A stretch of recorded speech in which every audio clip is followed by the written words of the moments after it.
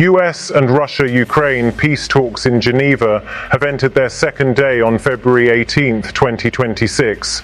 US Special Envoy Steve Witkoff said after the first day that the negotiations made meaningful progress.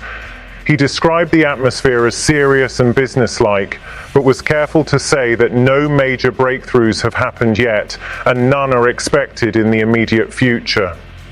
The talks are focused almost entirely on the most difficult issue, territory. Russia wants to keep the land it currently controls, about 20% of Ukraine, including Crimea and large parts of Donetsk, Luhansk, Zaporizhia, and Kherson. Ukraine insists on getting all its land back, including full control of the 2014 borders. That gap remains huge, and both sides are still digging in. The Russian and Ukrainian delegations are in separate rooms in the same building in Geneva. US and European mediators, including Witkoff, move between them carrying messages. This shuttle diplomacy is the only way the two sides are willing to sit at the same table right now.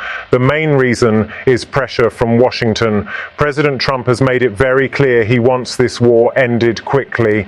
He has been openly pressing Ukrainian President Zelenskyy to accept a deal that includes territorial compromises.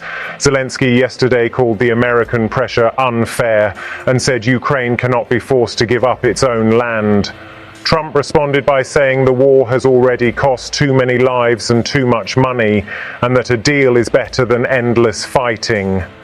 British Prime Minister Keir Starmer spoke with Trump by phone yesterday and later said he supports a just and lasting peace, but added that Ukraine's territorial integrity must be respected. That small difference in wording shows the tension even among Western allies.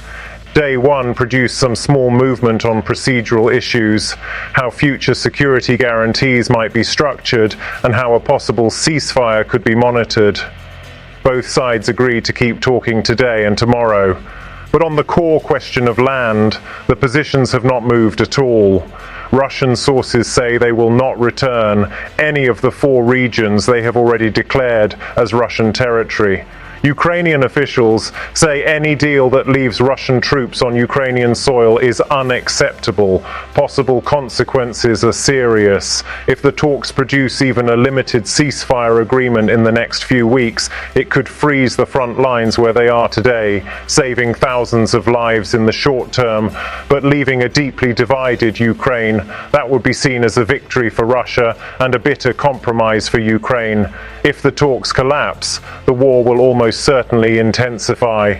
Russia has been preparing new offensives in the east, and Ukraine is receiving new long-range weapons from Europe.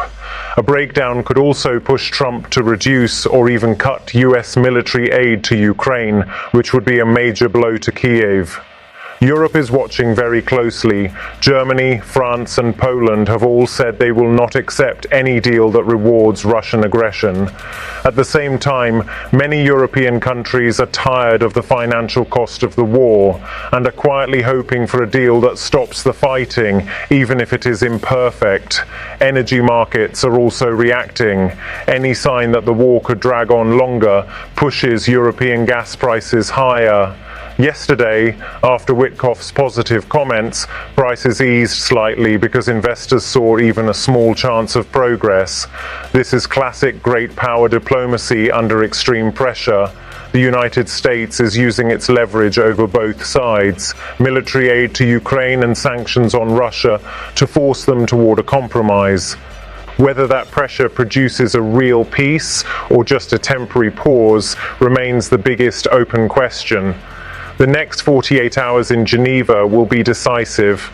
If the two sides can start discussing concrete security guarantees and ceasefire monitoring, the talks could gain real momentum. If they stay stuck on the map and who keeps which cities, the process could break down quickly.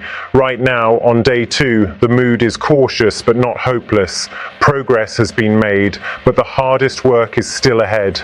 The world is watching to see whether Geneva 2026 becomes the place where this war finally begins to end, or just another round of talks that fail to deliver peace.